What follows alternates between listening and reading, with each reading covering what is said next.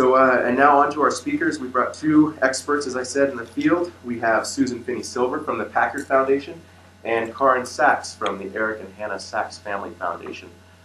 Susan is in charge of a portfolio of PRIs there are about 160 million in that portfolio. And Caryn is responsible as president for, 19 active PRIs in her family's foundation. And so both of them have a lot of experience with this and are looking forward to all your questions. So if I could, before we start, just take a quick poll around the room of what areas of interest you might have that we might be able to speak and bring some examples. So if we could start over here and just kind of go around. Do you have an area of interest, whether it's education, international? Education. Great. Education and health. Great. Education. Education and community service. I got a few. International. Great. With the Packard team, so international or conservation is what we can chime in on. So. Great. In the back?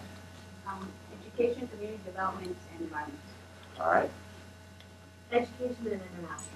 Great. Nancy? Education and international. All are good. All are good. All right. Come on in. Come on in. Health and community development. Health and community?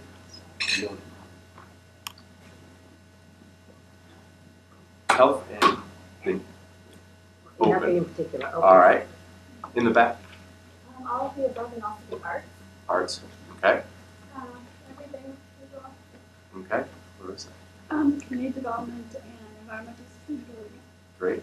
Education and community development. Okay. International education. Great.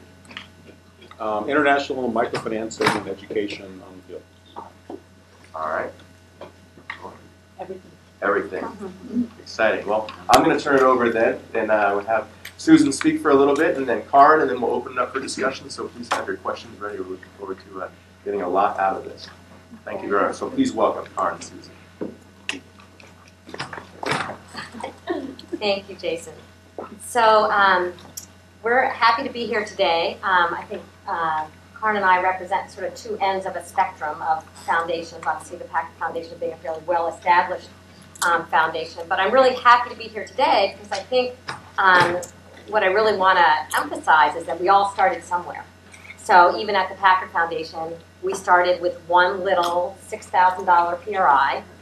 One of our board members was hooked up with the Yosemite Valley Natural History Association and was very excited about a book on Sierra Nevada birds.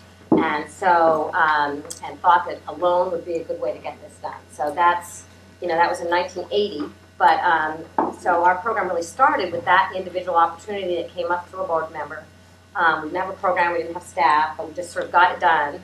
And then over the years, in the 80s, we were sort of hit and miss one-off transactions, so which it sounds like some of you are in that stage. So I just want to put out there that we all sort of have been at that stage at one point. And so over the years, we did individual transactions, and it really wasn't until probably the 1990s that that acorn grew into. We started to do more systematically PRIs. We started to grow a portfolio. The board and staff started to realize that maybe we needed some policies. There was enough critical mass. It was over 100 million in portfolio. Started to sort of think about it as a program. And so at this point, we have we're about at 135 million and 50 transactions outstanding. Over our history, we've done like 200 PRIs and 450 million. So it has grown, but it did start with that acorn of just individual PRIs. So our foundation, our board has been very, as the program has grown, our board has been very supportive of PRIs as a tool. I mean, as Jason alluded to, it enables us to make larger dollar amounts available than we could through our grants alone. It enables us to recycle, to take advantage of time-sensitive opportunities, and to help some of our nonprofit grantees take on larger projects than they would be able to otherwise. And I can talk about a few examples of that. One thing in talking about, I think it's a good thing to distinguish is how our program is structured. Our board decided early on that our program would be a carve-out from the endowment. So, there's a lot of different ways that foundations do it, either taking it out of grant budgets, which has its own implications then in terms of how attractive that is to make those dollars available. I know in the past, in the early years of our program, we took losses out of our grant budget. At this point, the decision was made. It's separate. It's a separate pool of money. It's carved out in the endowment. Really, we're really trying to actively promote this as a tool. So that led to that structure. We also do have the ability to do both PRIs and MRIs. Out of our, we have $180 million. I think $180 million carve out. Essentially, it used to be 3% of our endowment.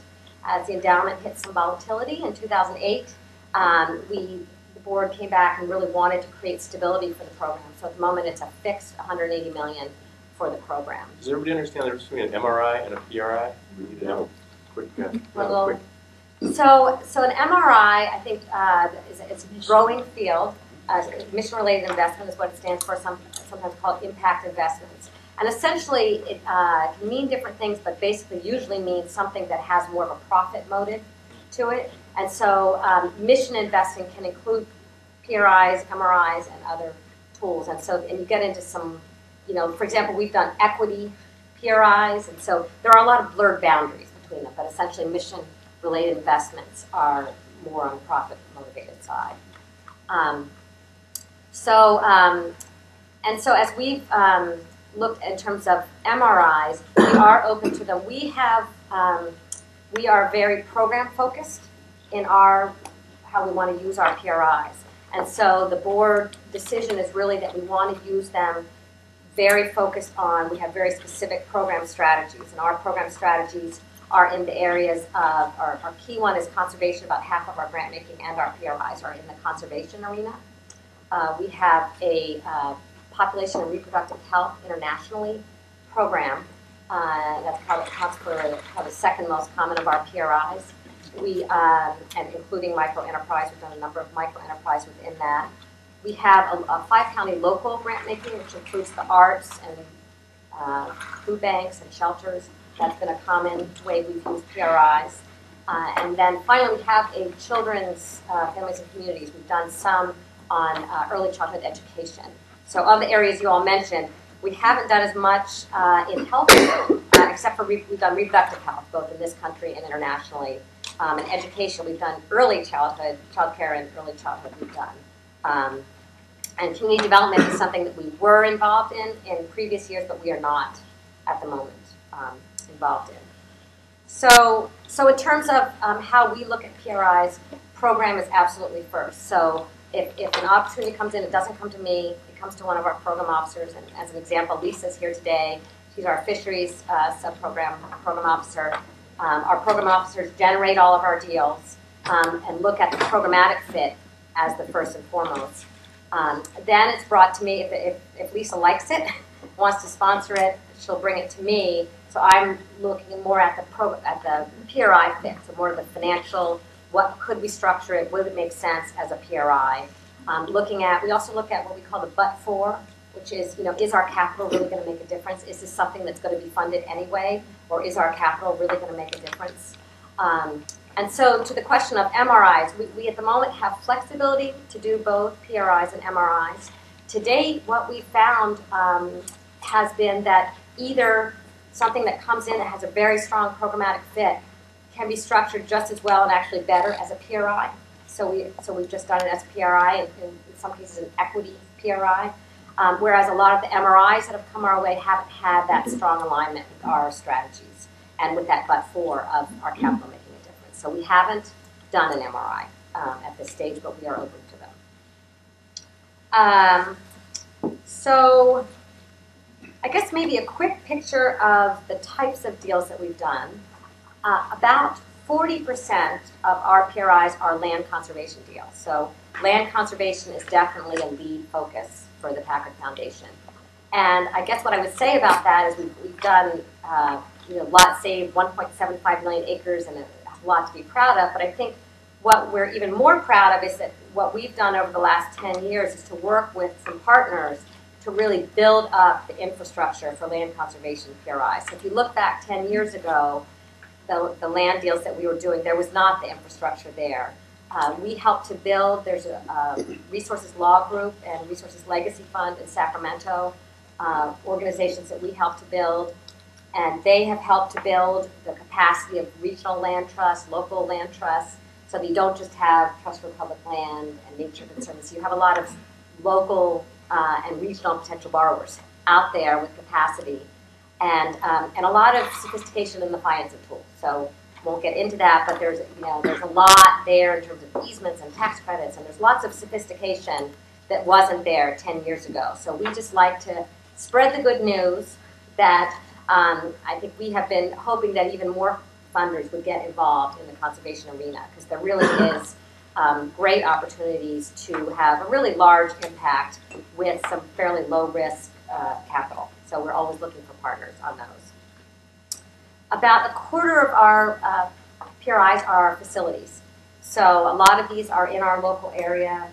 Arts, we've done a number of arts PRIs. The Community School for Music and the Arts, many of you may know locally, that was accomplished partly through one of our PRIs. The San Jose Institute for Contemporary Art was another of our PRIs. And we've also done food banks and shelters. And so we like these types of PRIs in terms of they're really enabling the organizations to get to a whole new level. So if you look at, if you know the history of the Community Center for Music and the Arts, I mean, it was just a little, sort of, it didn't have a home, and it was a mostly volunteer, it's just a smaller organization, and that large facility has really put them on the map. And similarly for the food bank, actually, really Elliot McRae just came in front of our board in September and, practically brought people to tears, just, showed the little, spot of pots where they used to be housed, and now where they are, and how they've really increased the number of hungry people that they've been able to serve. And so it just, those PRIs have been a real focus for us.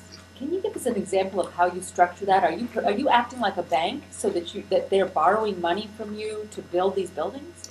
So yes, they are borrowing money from us to build these buildings. I guess one thing that we've had a few. We had some early PRIs to, I can think of a shelter and a food bank that were more like a mortgage almost. They were longer term.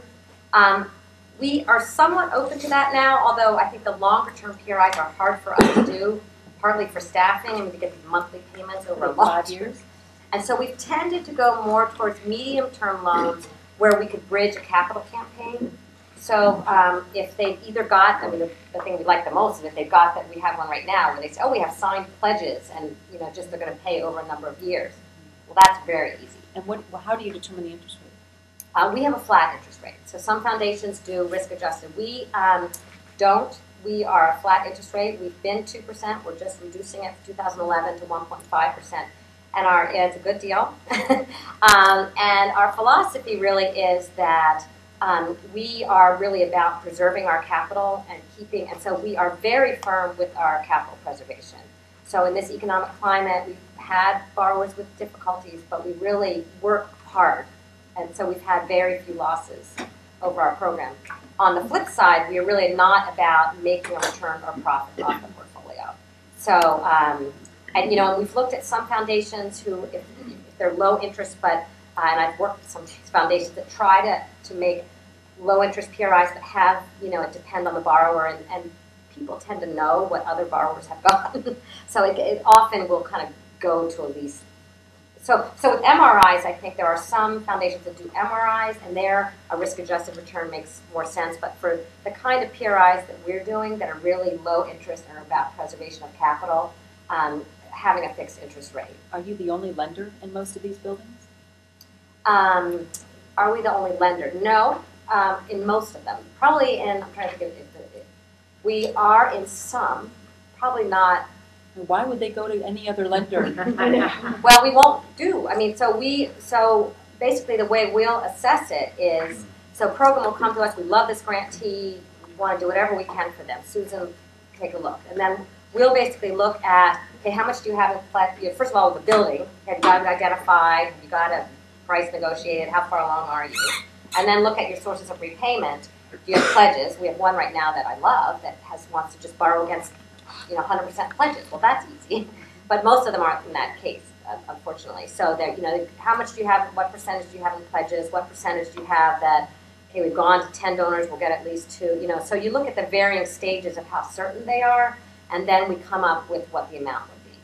So we're not always lending the full amount. So the ones that we're lending the full amount, well, we're not lending usually the full amount of the facility, but let's say they've raised 50% of it and we come in with a loan for 50%. If they've got, I think we would be comfortable with that if they've got a lot of it sort of nailed down.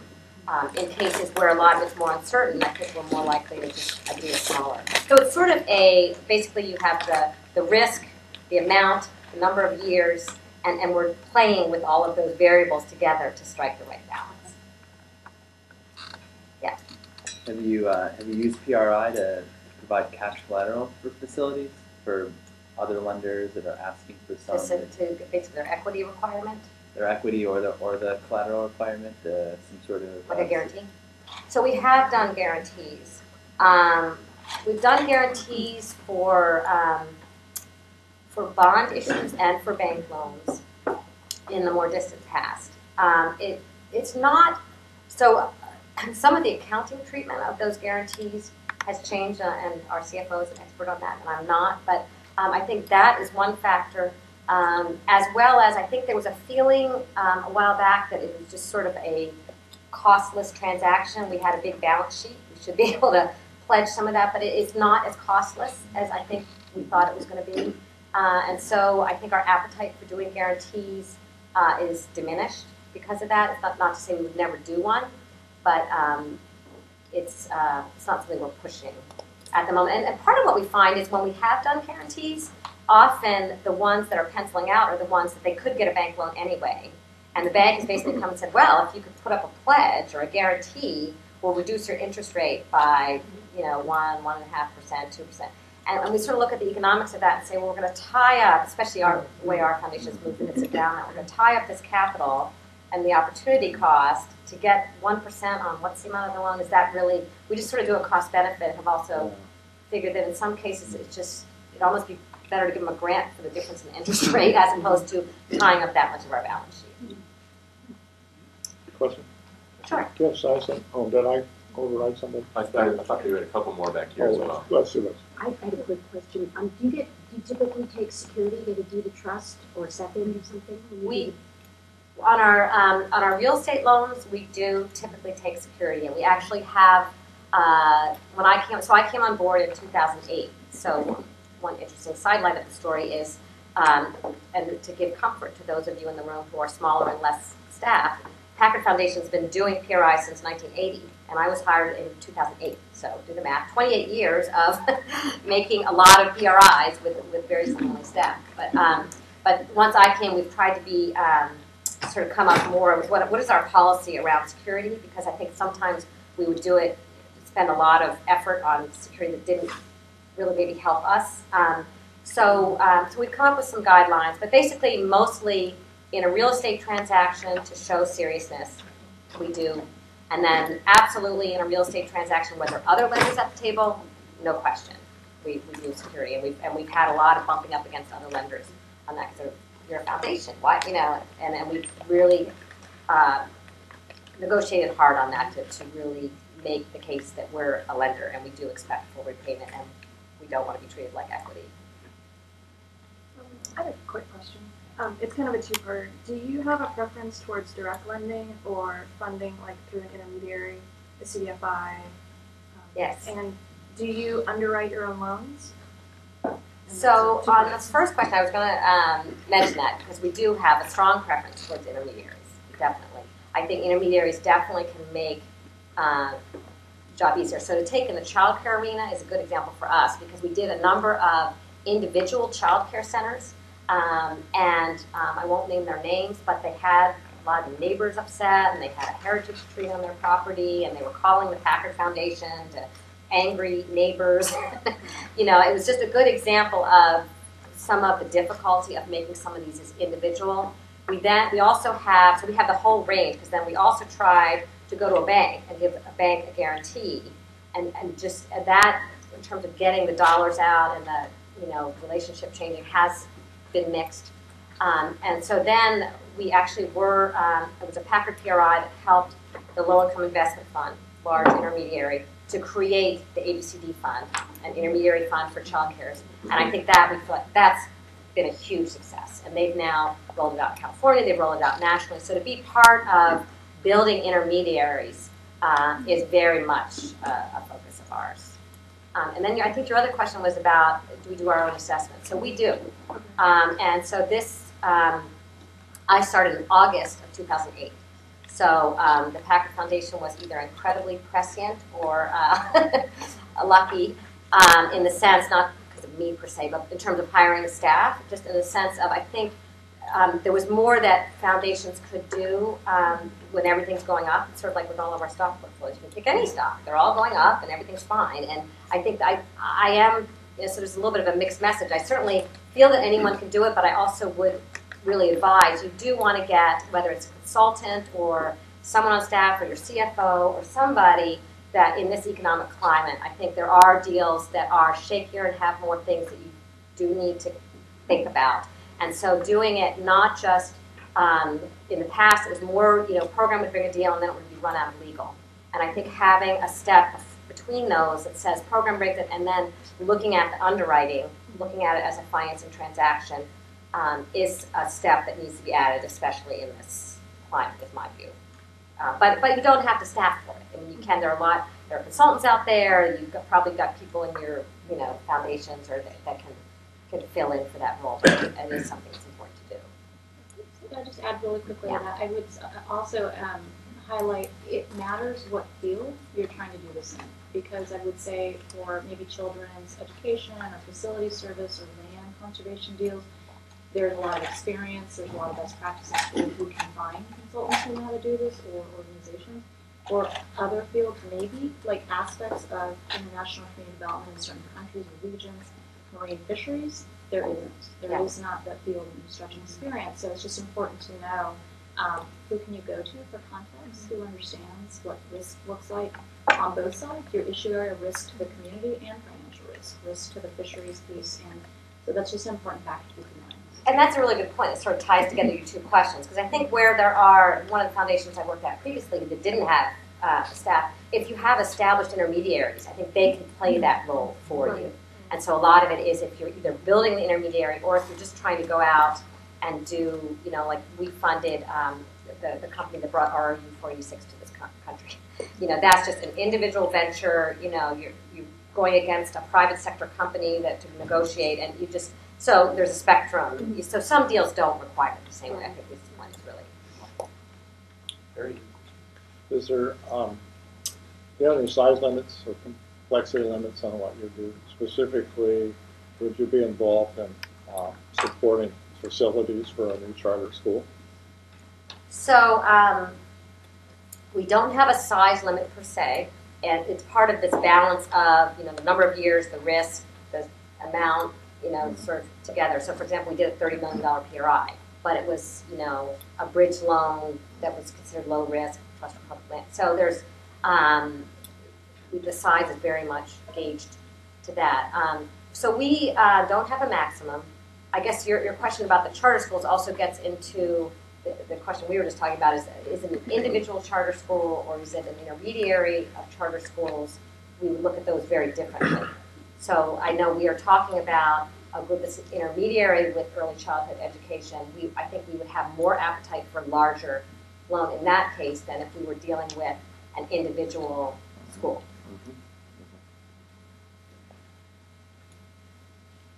So, I guess the only last thing, because I want to make sure there's time for Caryn. I guess, two quick points I would make. One is about, as you think about going in and PRIs, I think one is to think about your own philosophy on risk. So that's one thing I think is a good starting point. For us, I would say we have been very strongly that it's programmatic first, and I would say we're about medium risk. Our board has enabled up to a third of our PRI. We're about at a third of our outstanding portfolio that we as staff classify as high risk. We've had a few losses, but as a percent, it's small. We work hard not to have losses in our portfolio. So, yes. Could you be a little bit more specific? What is high risk? What's that? Could you Be a little bit more specific. How many losses? Yeah. So we've had 6 losses, which if you take as a percentage of, we've done close to 200 deals, it's 3% of our deals. But the amount is even smaller. So the amount is even smaller because usually what was happening in those is we do work hard and we worked hard and got most of it back, and then at some point, you know, we do have a programmatic focus, so we're not squeezing every last bit out. So at some point it became clear that this, you know, so there was a portion of it was written off in the end in those 6 deals, not the whole amount. The losses become the grant. We don't convert to grants. And that is very, so one of the things to think about is so we have, in our messaging out, is this is a loan. We work really hard with borrowers to make sure they're not overextending. We have a lot of these right now that, you know, with a nonprofit that just sees big dollar signs and, you know, oh, we could do I have one right now who said, oh, not only this facility, but I just want to build a ground-up facility to rent out to others.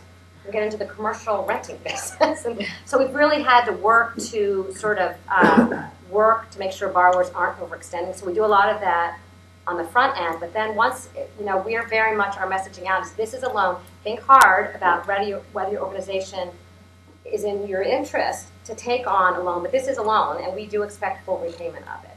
And so I think for some foundations that have a combination of some that are converted to grant, there's a little bit, I can name 1 or 2 that have had problems with this because there's a little bit of a mixed message that goes out. And I know in some cases, some that have not paid where maybe they even could pay, but there's been mixed messaging. The only other thing I was going to mention was the PRI Makers Network, and both Caryn and I are involved in that. And just that's a really great resource. We've been involved, we were just saying, I guess 2003 is what you were saying with the first early conversations. But it's really sort of been organizationally around for maybe 4 or 5 years. And both of our foundations have been involved since the beginning.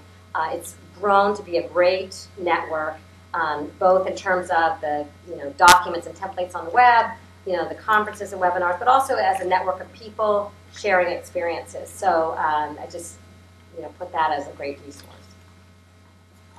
Great. Thank you. Thanks. Well, good afternoon. Thanks to Susan and Jason. I'm Caryn Sachs, and I run a terribly modest family foundation out of a home office in Sonoma. And I'm a recovering attorney. So I'm just going to throw these around just for the heck of it, and you can all share them. I didn't bring enough clearly. In any case, I took over our foundation in 2000, and it was established in 1997 by my father. I'm going to stand up here. And I took over in 2000, and we come at this from a really, really different angle, perhaps exclusive to ourselves. We came in 97 when we established the Family Foundation with the understanding and the mandate that we would be giving almost exclusively 100% of our giving annually in PRIs. So there was no debate, there was no discussion, there was no sort of this department and that department. First of all, we're only an $18 million family foundation. So I wear a lot of the different hats in our foundation. But I did know from the very beginning I was going to have to go out and find programs and organizations and people and connections to those organizations that would work with PRIs, that knew about them or wanted to know about them and could use them. So in the decade I've been running the foundation, we currently have, and that number grows every year, and I'm happy to share with you our secret little piece of paper here, which outlines our current 18 PRIs that are in existence right now. And they range in size from $150,000 to $250,000. And the terms are usually for 3 to 5 years. We started pretty short term, 3 years. And we've been going out to 5 and 6 years as my comfort level has grown. And I'm now better poised 10 years down the road to juggle the PRIs slightly better. And our interest rates do vary, unlike Susan's. But in order to qualify, they must be below market. That's the obvious. They must. There may be one exception to that rule that I can talk about. But so ours range. Some of our older PRIs in the go-go years were at 4%, but our average is really down to about 2% right now. So 2, 2.5, 3, 3.5. Our highest one is at 4%. We have been, for the last 2 years, renegotiating our interest rates down. Obviously, because the organizations we're working with are hitting hard times. And our goal is to leverage the little money that we have in the Family Foundation. And again, it's not the profit motive. So if an organization comes to us and says, look, could you extend us out from 3 to 5 years? Could you lower it from 3% to 2.5? Of course. I mean, our purpose is philanthropy. It's charity, it's not profit. So we're flexible in that regard. We work in several of the fields that you all were mentioning. We work in. Some lend themselves a little bit better or more easily to the PRIs we do than others. We do a lot of low-income housing. We do job retraining, affordable daycare programs. We do micro-business loans. We've worked in a little bit of land conservation. We've worked a wee bit in the arts, but not so much. We really just want to work in some core areas. We also work with LIF, Nancy Andrews. And there was a question earlier as to working directly or with intermediaries. We have to work through intermediaries. I can't do it all. I mean, I'm juggling 18 different PRIs in any given year. And so my comfort level is really to work with the organizations that are established, that understand the needs in their communities. And that might be an organization in Seattle, a couple in Portland, a couple in LA. We're all over the United States where we can find an organization that has an idea or a project or program that fits with sort of our mandate. So I can name off a few. There are a lot out there, and I was very worried when I started in 2000 and shifted away from being a corporate attorney and taking over our Family Foundation from scratch. I was like, where am I going to find organizations that understand about PRIs and want to work with them? And the first person I went to was Mary Rogier of the Northern California Community Loan Fund right on Market Street. And she very kindly gave me a list of about 10 other organizations that I could go to and work with and sort of get myself jump-started and educated. And they really kind of walked me through for the first few years on doing loans. More specifically, our loans are almost all unsecured. We have had no defaults to date. We've been doing it for 13 years. We've probably had 45 PRIs in total over those 13 years, and we've had no defaults. So that's a pretty good track record. We're doing better than our financial advisors in New York City. What we'd like to do is if we work with an organization and they've repaid or paid their interest payments on time, and they've repaid the loan in full at term, at due date, we normally will renew with them. When we renew, we usually give them an operating grant. So we don't like to say, oh, if you default, it becomes a grant. First of all, a grant of $250 on an organization that's only $18 million is a huge hit. So sort of along the lines of what Susan was saying, we're not going to really treat these as grants. We're not even going to talk about that. What we're going to say is it's a loan. We expect for you to pay semi-annually, quarterly, once a year, whatever the terms might be that we've agreed with them on. But at the end of that, if we like what you're doing and you want to renew, we'll renew with you and we'll give you an operating grant. What are the repercussions for an organization that doesn't repay? How is it different than if you were a bank? I won't work with them again. But are there any legal, credit, legal, what are the repercussions? Yes, we could, of course. I mean, our loan documents actually come from the Ford Foundation. And so culled down, I mean, we went from documents that were 90 pages to 28. I went through them myself to make them manageable. And we have recourse, but because we are 95% of our loans are unsecured, we're really in the good graces of making sure that I've done my homework and kicked the tires on the particular project, looked at the financials, gone through it with the board, really make the site visits, make sure if they're in trouble that we understand where their troubles are. We had an organization up in Seattle that was going through some issues, and I felt very uncomfortable renewing with them, and I didn't. I took 2 years out while they sort of figured out what they were doing, and then we went back and renewed just recently a new PRI with them. But that's the way we're operating, and I'm not saying it's the smartest way, but it's effective for us. So unsecured loans, a few secured loans, those are usually in the housing industry. We also have some certificates of deposit. So we do work with, for example, we have a CD with Santa Cruz Community Credit Union. Well, I was just going to say, for the group to think about, one of the things in Caryn's situation, where your primary focus is PRIs and not grants, you're in a different relationship. I know for us, our primary relationship is usually through grants and the PRIs, and so there's a built-in incentive for them to not default in a lot of these cases. So that's just something else to add to the mix. Yeah. I mean, we don't really have a cudgel. I mean, if I wanted to, I could secure more of our loans. What would I secure them against? Lots of low-income housing, some food and food kitchens, some daycare toys in the daycare. I mean, really. And are you going to go after that stuff? And am I going to go after it and put it all in my house in Sonoma? I mean, honestly, you know. So I'm very happy with the group we've been working with, and a lot of the organizations are now on their third PRIs with us. I've established a comfort level, you know, these past 10, 11 years with a lot of these groups.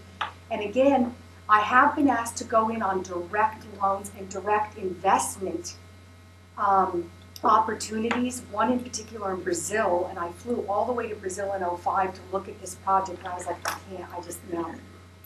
I don't, not when you're one person running an organization of ours.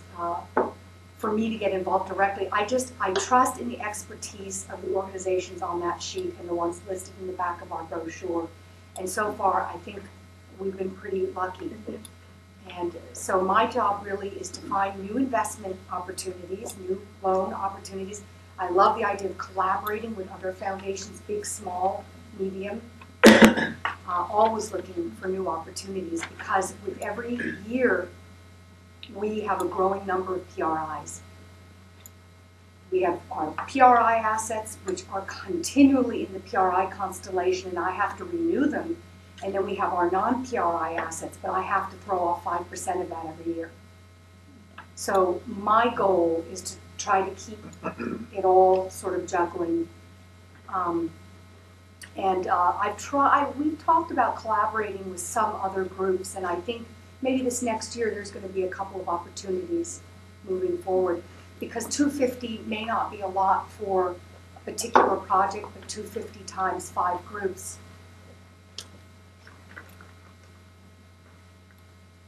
So yeah. Maybe you can talk a little bit about maintenance. How much does it take of your time after you grant, after you do a PRI, to effectively manage that throughout the 3 or 5 or 6 years? Well, effective versus ineffective. We increased the board from 3 to 5 members. I've co-opted both my brother and sister. It is a family organization. They both live in New York City, and I'm tasking them with looking at and managing all of the East Coast PRIs. So they will be sent to Boston Community Capital. They will be sent to the Ozarks, where we're working with a very small group called Forge Inc. And they're doing, Forge is doing sustainable farming in the Ozarks.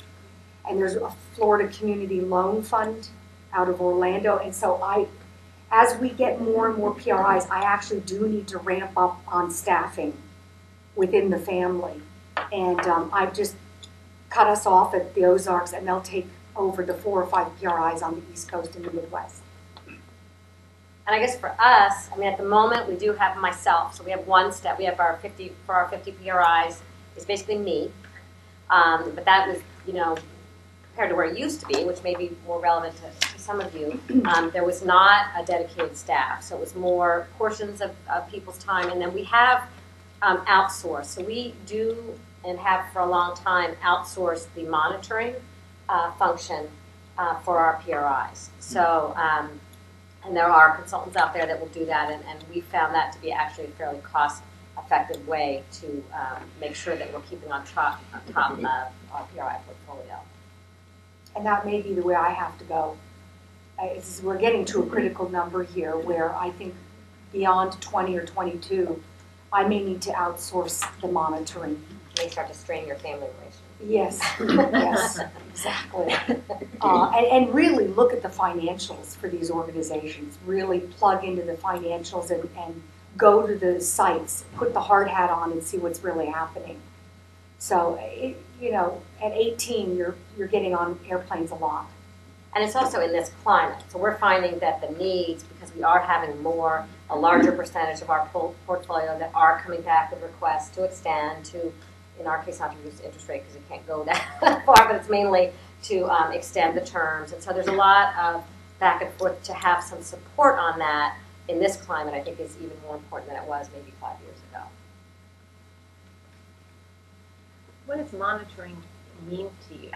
Does that mean, if they're making their payments as they are supposed to, are you actively monitoring, or is it only when there's a problem? Or well, in many instances, these organizations have a particular program and or a project, and I want to go see the project. I want to make sure the building, the Plymouth Housing Group says it's converting into single resident occupancy is actually happening. So that's really physically looking at the particular project. We have one in Santa Cruz with Art Space, and they took an old tannery site just outside of downtown Santa Cruz, an old turn-of-the-century tanning building, and they converted it into live, work, loft, art space studio.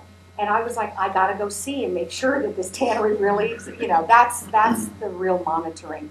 But also, it's not just the site monitoring, it's also looking at the financials and being able to red flag problems. Yeah, so looking at the financials, the site visits, I think reviewing the reports. One thing that we've done since I got to the foundation is to add, we actually now in our credit agreements for new PRIs actually put in reporting metrics. Because one problem we were having is we were getting reports and they'd say, we made 50 loans, or and it's like, I don't know, is that, I have no benchmark to measure. Is that, so we now, with our new PRIs, we do, and it does take some time when we do the PRIs, but it makes it over the life easier. So we agree with the borrower what their projections are and their milestones of what they think they're going to achieve with the PRI, so that we can have an easier way to go back and compare if they're on track. Is that financial or is it social outcomes as well? Mainly social. The financial is basically, are they repaying? That's the. Well, so in terms of dollars leveraged and things like that. Oh, that's financial. So yeah, so that would kind of thing would be. So it would be both the direct social outcomes, dollars leveraged. And in some cases it's some milestones about the repayment, like if we're bridging to a capital campaign. Where are you with your fundraising? So it's sort of a combination of programmatic and financial milestones. So it sounds like you can rely on the intermediaries to bring you opportunities, but you don't rely on them to do the ongoing monitoring. No, I rely on them as well to do yeah, absolutely. It's just simply, if I bring a project to the board, part of my duties is to actually make sure that the program or the project is in fact what it is stated to be. So in that regard, that's really kind of one of the hats I have to wear. But I would expect for each one of our organizations, they have to. They have reports to send out, and I have requirements that they give me quarterly financials or whatever. So if I sense that there's a problem going on, I'm hoping that they'll come to me, and thus far they have come to me and said, we've got a problem, and we've discussed it. So one distinction in your question, so if we have a, like the Community Center for Music and the Arts, just if we have a facility PRI loan, then we're very much in the situation that Caryn described. We're going to go see it, we're direct, that individual facility is our borrower. If we're working through an intermediary, so let's take the LIF ABCD fund, a little bit in the language is, so if we work to make a loan to that intermediary, they're not bringing deals to us. We basically make them a loan to say, here's, in our case, it was big. So they do the monitoring. Well, it's their loans. So in other words, we say, here's $5 million, $12 million, $1 million, whatever. You can have that for this many years, and you can re-lend it to as many borrowers as you can, and those are your loans. They're not our loans. So they're monitoring their loans. We're just monitoring that intermediary. How many loans have you gotten out? How many losses have you had? You know, how many child care centers have been built? You know, we're monitoring that intermediary, and then the intermediary is monitoring all the individuals. So that's sort of, if you're thinly staffed, the beauty of an intermediary, if you will, is that they're not all those little individual loans aren't your loans anymore. I wouldn't be able to monitor one organization with the projects they've got going on, let alone 18, unless I have some faith that the intermediary is, you know, managing their own loan portfolio. So. And to take that in the very extreme, because there was some questions about international. So we have had a number of experiences, and you made a, you know, about going to, you know, hopping on planes to. So we, and I'm right now negotiating 2 very difficult individual transactions in Africa, and it is a big portion of my time right now. So I guess what our experience has been, not that it's not worth doing necessarily, but you need, if you're going to go into a direct real estate transaction in Africa, or, you know, that's going to take a lot of time. I think the ones that have been a lot more realistic for some in this room, you know, we had, for example, PRI to Marie Stopes International, and they made clinic loans in 15 countries around the globe, and, you know, 78 clinics, and it's a great success story. But it was their loans. Our relationship was just with Marie Stopes. So, so I think if you're thinly staffed and if you're smaller, having, even in the international context, those intermediary relationships can really be helpful. And to mirror that, we've worked for 13 years now with Axiom International and Axiom USA, but Axiom International does micro business lending primarily in Central and South America. So Axiom, micro lending, Central South America, but I don't get on the airplane and go to see which cooperative in Guatemala is doing what. That's for Axiom people to do. Can I follow up on Axiom? Sorry, 2 things. We've been doing micro lending for Unitas and some other groups. And one of the problems we have is we just give them money and hope for the best. And hope that the loans are actually having an impact. And it's really hard to get impact from microloans if there's a family, actually 10 families getting out of poverty. What's that mean?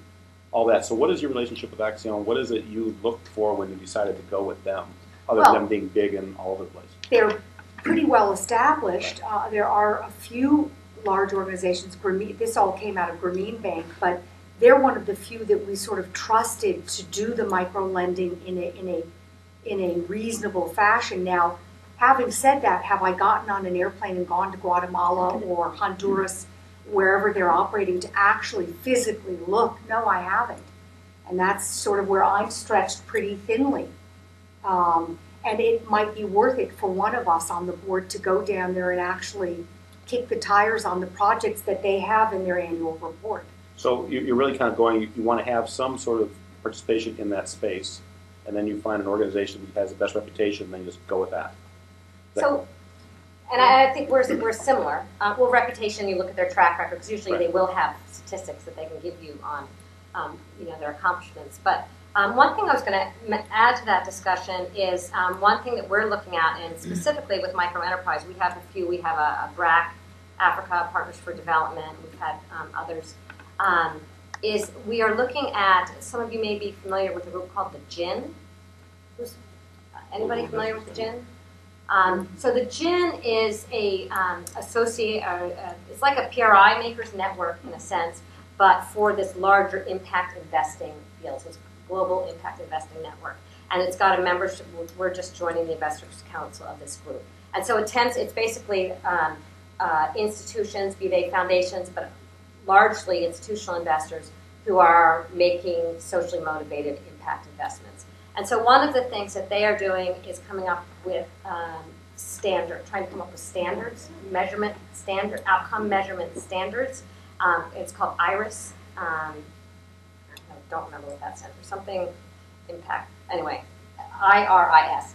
And so one thing, we've been in discussions with them. We did just join the Investors Council. And we're doing a pilot, and to be honest, in this room, we're not sure if this is going to be useful or how we feel about it yet, but we would like to go in and just do a sort of toe in the water and try it out. And so we actually are just now making a grant to work with them, and we're going to take the few, at the moment I think we have 4 or 5, depends if we count one that just closed, micro enterprise PRIs, because those are ones where there's a lot of interrelated metrics, and so we're going to subject it to the iris measurement system and see if that's helpful in terms of exactly your question of have our PRIs, what has been the impact of these PRIs programmatically, and can we put any kind of quantifiable What would measure? you look for if you're on the field? I'm going to Peru for January, February. Part of my trip there is to teach English, but the other part is to nose around and do something beside being in Silicon Valley, but actually figure out what organizations are actually doing real stuff and what the real thing is. So what would you look for down there?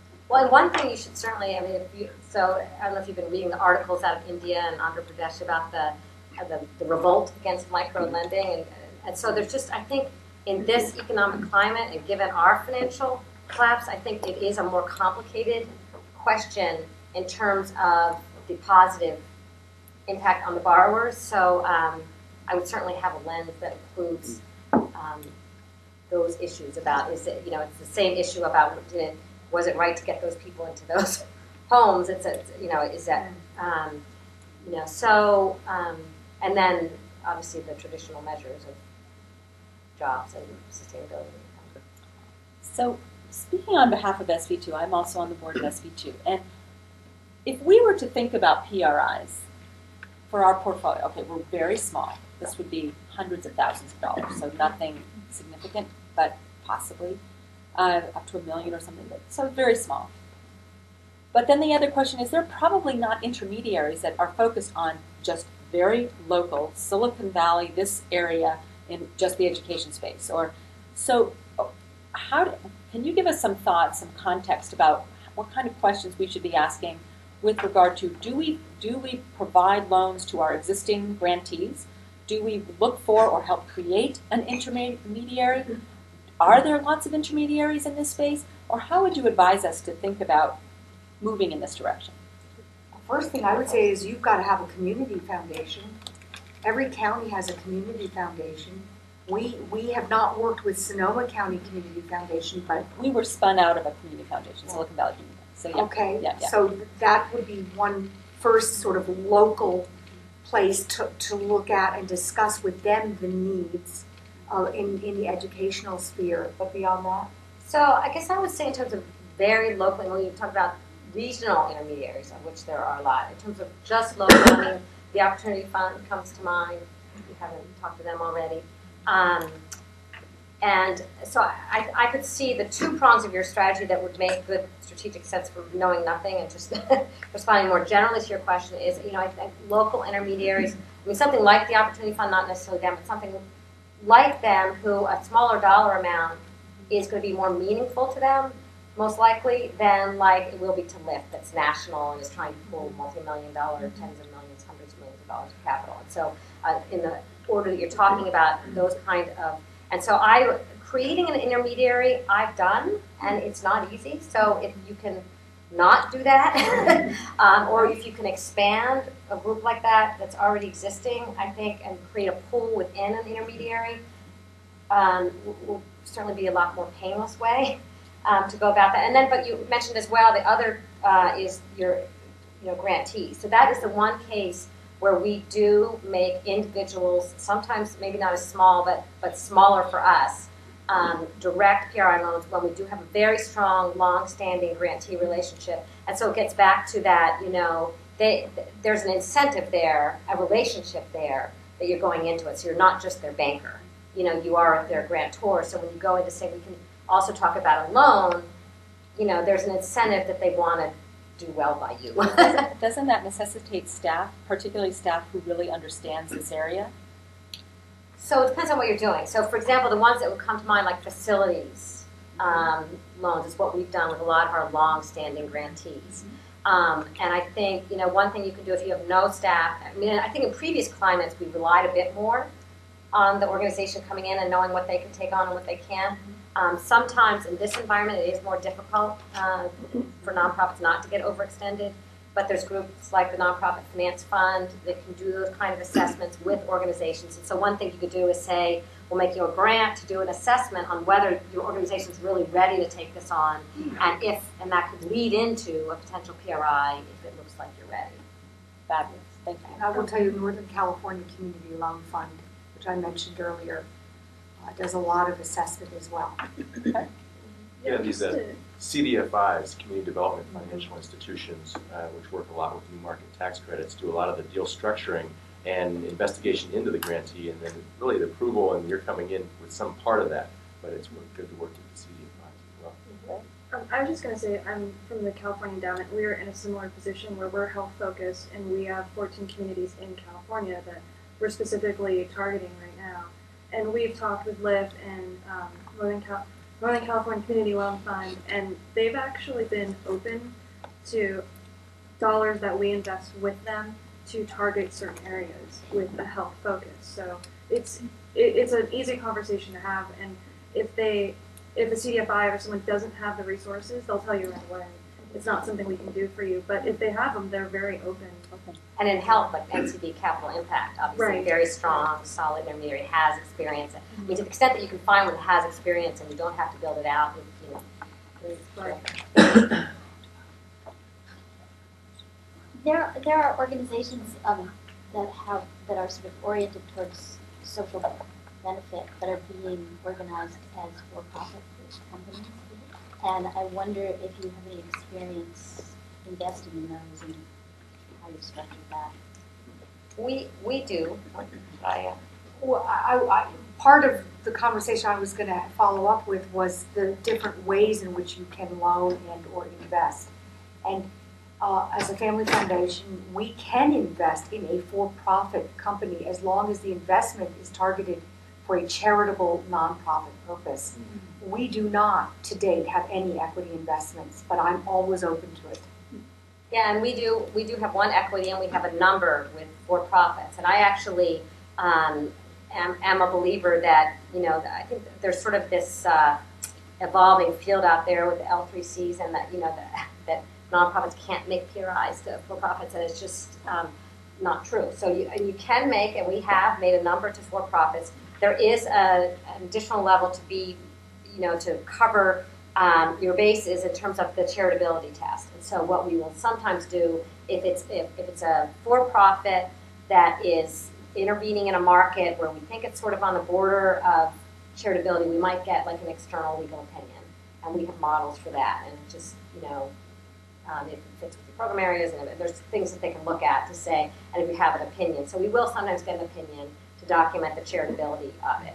But it's certainly, and then there's expenditure responsibility requirements on them. And so there are some legal things that you need to do and should be aware of, but they're not huge. They're just, to me, it's not a barrier. It's just make sure you do them.